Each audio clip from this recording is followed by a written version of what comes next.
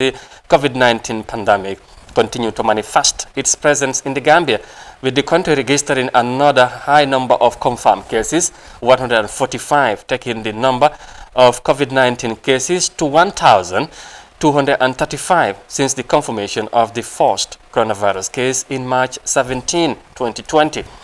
23 COVID-19 related deaths are now confirmed, as 4 new deaths were announced in the Ministry of Health's latest COVID-19 update released on Sunday. According to the Ministry of Health, 4 families afflicted by COVID-19 related deaths were provided with psychosocial support and psychoeducation services.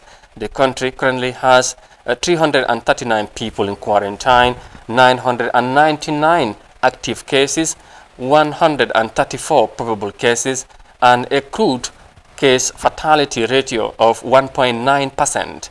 And to digest more of these and others, and like I said, now joining us on the line is Dr. Isaac Jabang, a medical doctor working at the surgical unit at the Edward Francis Teaching Hospital, who himself tested positive of COVID-19 and currently receiving treatment at one of the treatment centers. Well, good morning, Mr. Jabang, and of course, thank you very much for joining us. Now, tell us about your situation and, of course, the situation of where you are with regards to the treatment of with regards to the treatment you are receiving right now. Good morning, Lamin. Thank you so much for having me on this program. Good morning to all our esteemed listeners and viewers. So, like you rightly said, I think I'll just want to hit and then observe what we're experiencing here. Yeah, you go ahead. So, I was tested last week, Tuesday, at the Francis Teaching when I started having some symptoms. I was generally weak with general body pain and flu-like symptoms. So, after a few of my own calls, I decided to be tested. So, the results didn't come out until yesterday, the day before yesterday, that's Saturday afternoon, when I was called that my results was positive. So I was moved to one of the isolation centers at Lemon Creek. So that's where I'm speaking from right now. The situation is difficult. I mean, it's challenging because you are separated from your family, and also this is a virus that, as it is now, there is no specific treatment to it.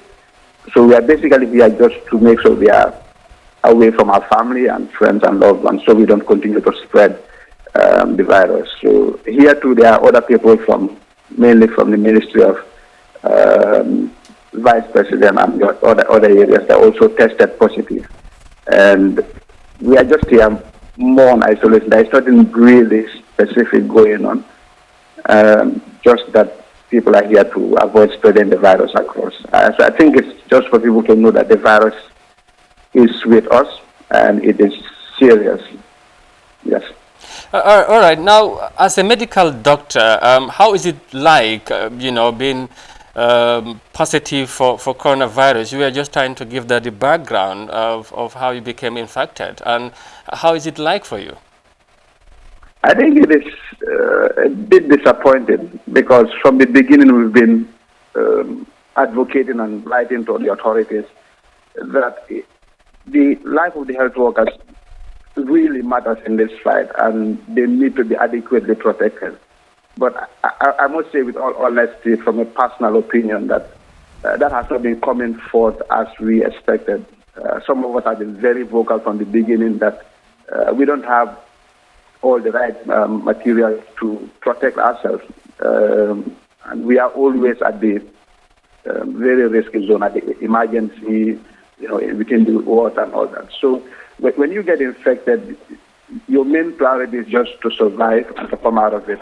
But also it's thinking about, because currently in the Gambia we have about 32 doctors who are already infected with the virus. So if you remove 32 doctors from active service, how many are left at work? The remaining few doctors that are left are also at greater risk of exposure because they are now carrying the burden of the whole work that should be done alone. So much more should be done. And this is not only about doctors, this is about nurses also. We have so many nurses that are infected. We have also other security personnel, admins. And it's high time that the government step up and make sure that these frontline workers are adequately protected, because their increased risk exposure is not going to help us in the fight against this virus. So I'm here. I'm in good spirit, but I'm just appealing so that the authorities, because sometimes what you hear and what you see on the ground is completely different. I went to work last Friday, Saturday, Sunday, and sometimes you have to run around struggling to get even a proper mask to have. Yeah, I think that is unacceptable. Exactly. Really. I was going to ask that, because you as a medical doctor, and of course we all know among the people that are affected in this country has been doctors. Now tell us, for clarity purpose, were you infected by this virus when in line of duty and treating COVID-19 patients without having proper protective gears, as you were trying to explain there? Because certainly if you ask government officials, they will tell you doctors and others are provided with protective gears. Exactly how did you get to contact the virus? Was it by work at your time of duty, or by how?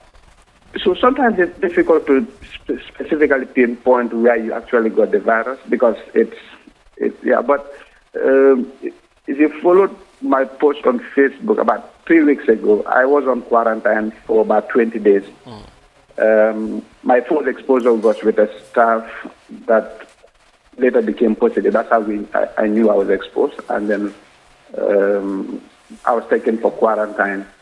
But in quarantine, 4 sample was collected. Day 14 sample was collected. I was not having any symptoms. It was after when I left the quarantine center, I started having flu-like symptoms.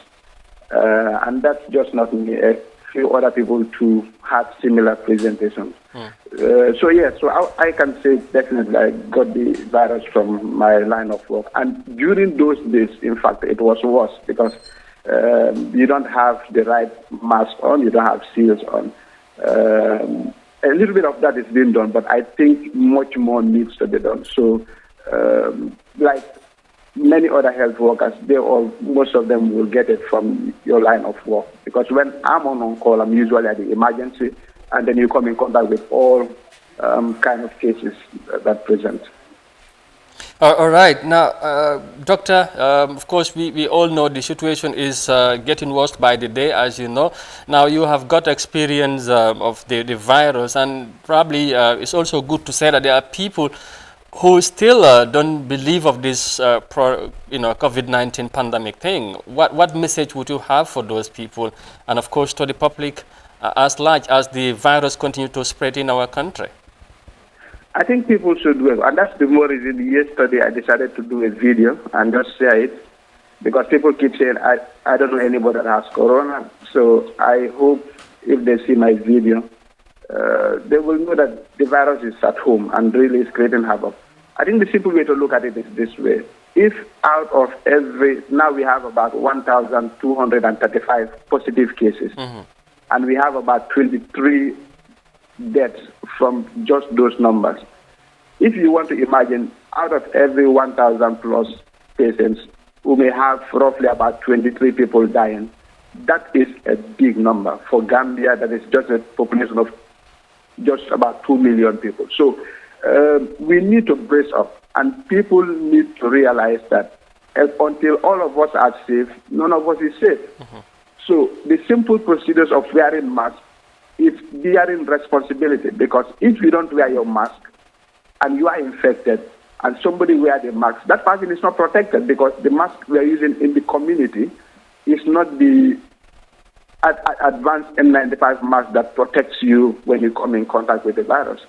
But the good thing about the general mask is that if I wear my mask and you wear my mask, if I'm infected, it stops me from spreading the virus to other people. And if you are infected, it stops you from spreading the virus from other people. So it is part of this national call that everybody should take responsibility. Unless we realize that COVID virus may probably create a lot of havoc beyond control. And at some point, we just need to realize that no country in this world has the capacity to deal with this pandemic carelessly. You understand? So people need to just brace up. And Gambia, like we've always been saying, we don't want to hide it. We don't have that capacity. We don't have the human resource or the adequate health system to deal with massive numbers. Already with these numbers that are coming up, the system is overwhelmed. People are tired. People are exhausted. So let's all take responsibility. Okay. And the life you save really might be your own. Yeah. Now, how is it like as a doctor, of course, being on the front line, helping patients to recover, and knowing out there are people who do not trust that there's COVID-19, and how is it like, and does it feel any different in what you used to go through? So I think it's just disappointing when you see that. This kind of voices come from everywhere, even sometimes from some close friends. But that is a human factor where some are in denial and some are just absolutely ignorant. So the other side to it, I think that should be done is more advocacy, more sensitization program. People should come out and talk on radio programs like you guys are doing, sensitize the masses. Because the more they know, the more people are more concerned, and then they will take the right measure. So as a doctor, I mean, I'm duty bound. It's my call to work and to save life. But it's also part of my responsibility to call on the population to say, look, if we don't all take the right measures, things will get out of hand, and then not much can be done at that stage. Yeah. All right. To the authorities now, of course, you earlier on mentioned about lack of protective gears and all that. What would be your message to the government or through the Minister of Health? And of course, like you and many other your colleagues who are affected are there now, affected of this virus, and you have some of your other colleagues who are now trying to help the situation. And if the situation is not beefed up, probably some of them also might be affected. What do you think could be done to avoid that happening, and in a bit also to help some of you recover and come to reinforce the fight as far as helping patients or supporting the patients are concerned? I think a lot of things could have been done, but like the saying was, what is done is done. But it's looking from this point going forward. Mm-hmm. And I think in this country, there has been a lot of supply of PPEs and so many. I don't know where they are hiding. I don't know where they are keeping them. But this is not the time to keep them. This is not the time to hide them away from health workers. They should be readily available for every health worker that steps in a health facility. Should have at least the N95 mask on, have their seal on, have enough alcohol-based sanitizer around so that everywhere you move, you have the sanitize, and then you frequently wash your hands. I mean, those are the basic things that needs to be done so that the people that are working in the front line, their risk will be minimized. That aside, the other thing that should be done, because we have written from the Gambia Association of Resident Doctors, for which I'm the assistant IPRO, and a lot of recommendations have come from different places. So I think the government should just brace up and ensure that those recommendations are implemented at the grassroots, not just superficial on paper, because there are a lot of good work on papers and all that, but when you go down to the reality of what you face at your work, it's different. And I think the other thing should be that, and I read a few comments the minister made about testing centers, because right now we just have 2. So we need more testing centers, and we need to have massive testing right now. That's the only way you can contain the spread. If you think about what has happened during Tabaski, we are predicting that towards the end of this week and next week, the numbers will just be massive, because people were just carelessly moving around and doing whatever they were doing, and that is where the virus really spreads more. So there should be more testing centers and also the testing period. So, for example, if you consider my sample was collected on Tuesday, my results only came out on Saturday. So between Tuesday and Saturday, if I was not cautious to keep myself and social distance and isolate, I could have spread it to so many other people and the same with many people. So the turnout time for the testing and results should be shortened, mass testing across. In fact, the best thing should be to just go into an aggressive lockdown. Of course, think about other measures of how people will feel and all that. And then make sure people across are tested, and then you can slowly open people back to normal life slowly. But then you would have most of the people that are infected across. Yeah. Yes. All right. Thank you very much, Doctor, for talking to us this morning, and we wish you speedy recovery and get well soon. Thank you very much for your time. Thank you so much. Thank you. That was Dr. Jabam, of course, who worked at the surgical unit at the Edwards Francis Teaching Hospital, who is contracted of the COVID-19, currently receiving treatment at one of the treatment centers.